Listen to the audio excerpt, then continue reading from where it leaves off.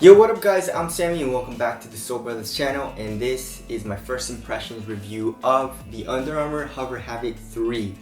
So the HOVR Havoc started with this shoe, and this was the very first basketball shoe to feature hover cushioning. And I remember when I first got this, or just like when I first saw it, like as far as leaks go, and I was like, yo, this is gonna be super nice, because the running shoes came out first with the hover cushioning, and I tried those and it was super nice. And then this shoe came out and I was super excited, and then I was a little disappointed, or very disappointed, because it wasn't very nice. So the first type of like hover cushioning like setups had this very stiff phylon, or whatever this foam is, and then the hover cushioning encased inside of it.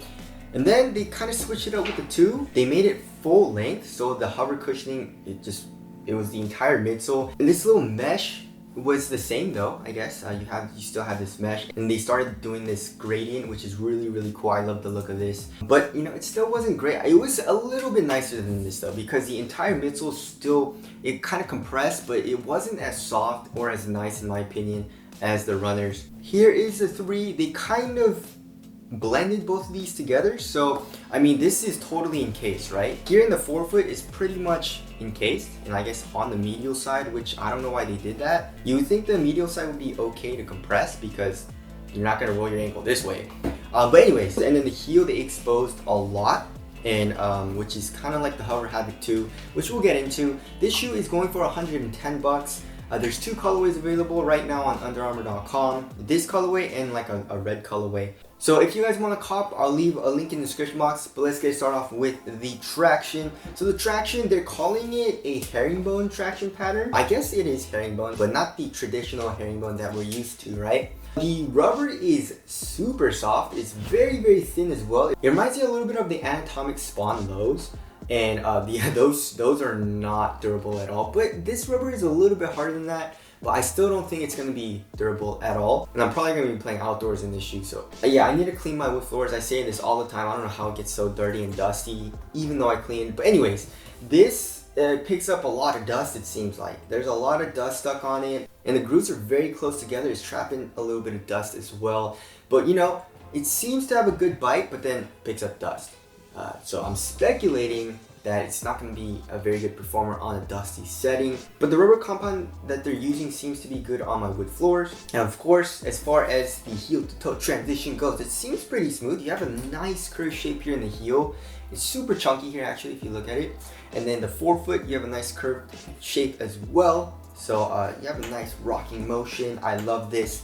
And you have a good amount of flex here in the forefoot. Definitely not as flexible as I would say like this shoe, like super easy. This has a little bit more resistance. I think it has something to do with, I guess, this foam caging. It probably stiffens it up a little bit. That's not horrible though. It gives you a little bit more support, and it also gives you that kind of like springiness, you know, like that springiness, as opposed to this, which it doesn't have as much springiness, you know what I'm saying? It's just more soft and fluid. But anyways, heel to toe transition is very nice. And as far as cushioning goes, as you guys know, it's hover, and it's basically just in the heel. And on their site, or I guess on their app, it doesn't specify if the hover cushioning is full length or not. I'm guessing it is, because you can see the hover cushioning through this window, but I'm not sure how far it extends up here into the forefoot. But let's just call it, I guess, like at least 3/4 length, right? But yeah, the cushioning, you feel super low to the ground though. I was very surprised. Like if you look at the cushioning, it doesn't look like it looks chunky. Like it looks like it'll have a lot of compression and you're like sitting on top of all of that, but you're not. Especially in the forefoot, it feels very low to the ground. The heel is pretty nice though. I would say it's as much as the HOVR Havoc 2. There's a little bit of compression, but the cushioning seems okay. I feel like it's just going to be more of a responsive type of cushion with pretty good impact protection. As far as the insole goes, I'm pretty disappointed in this shoe. I don't know what happened. Under Armour usually has really nice insoles. This insole is pretty cheap feeling. It doesn't feel super nice. I mean, it feels a little bit cheaper than your regular ortholite insoles that you find in like Nike shoes or Adidas shoes. Or no, sorry, not Adidas. Their insoles are pretty bad. And then if you look underneath here, the stroke board is very stiff. And then moving on to the materials, they're using a textile mesh upper, but then it's very fused here in the toe box area. There's a few cutouts here, I guess on the lateral side in the toe area. And then I guess in the midfoot, the textile mesh is exposed a little bit. As you guys can see, there's a huge pull tab. It makes putting on the shoe very, very easy. And then as far as the tongue goes, the tongue has a good amount of padding. It's very comfortable. It's made out of the same textile mesh material.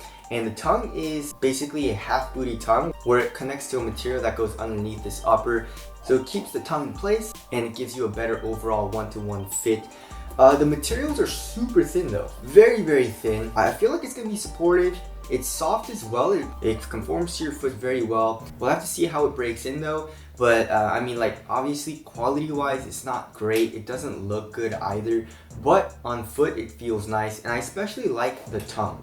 In the ankle area there's not as much padding though. I mean, there's a little bit like here on top of the ankle area, but definitely not as much. Yeah, the HOVR Havoc 2 has a little bit more padding than this. And then as far as the fit goes, I don't know what it is about Under Armour shoes, but Under Armour, like, the shoes fit me so well. I love it. I went true to size and my foot goes right to the edge. And width wise it was perfect for me, so slightly narrow, and the toe box area is pretty damn snug.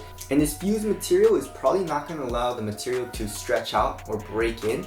So the fit that you get is probably the fit that you get. It's not going to stretch out or anything. It's not going to get any roomier. So if you like a roomier fit or you have a thick or wide foot, then probably go up half a size or maybe even a full size. As far as the weight goes, it feels pretty damn light. I'm saying like 11-12 ounces. 12.03 ounces, so a little bit lighter than average for me, and it feels pretty light. The materials are very, very thin here in the toe box area. It gets a little puffy here in the ankle area and for the tongue. The cushioning and all that, the heel is a little chunky, just a little bit, but this shoe feels very light on foot. And as far as the aesthetics go, I don't know, definitely not one of my favorites, especially in this entire line. I'm gonna have to say the 1 looks the best for me, and then it's the 2, and then it's the 3. The 3 definitely looks the worst to me in my opinion. So tell us what you guys think of the aesthetics down in the comment section below. One thing I do like though is that, you know, the HOVR cushioning has the same type of like pattern as like this textile mesh upper that you can see from the tongue and I guess kind of like in the midfoot area. So that's kind of cool. You never really see that in like basketball shoes. Well, yeah, it's not my favorite silhouette.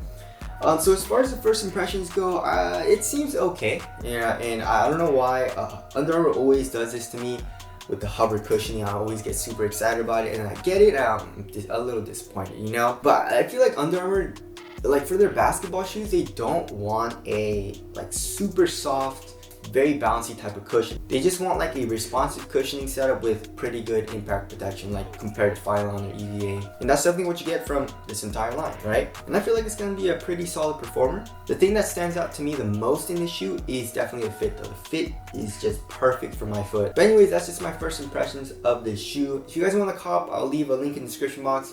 But that's it. Thank you guys for watching, and I'll see you guys in the next one.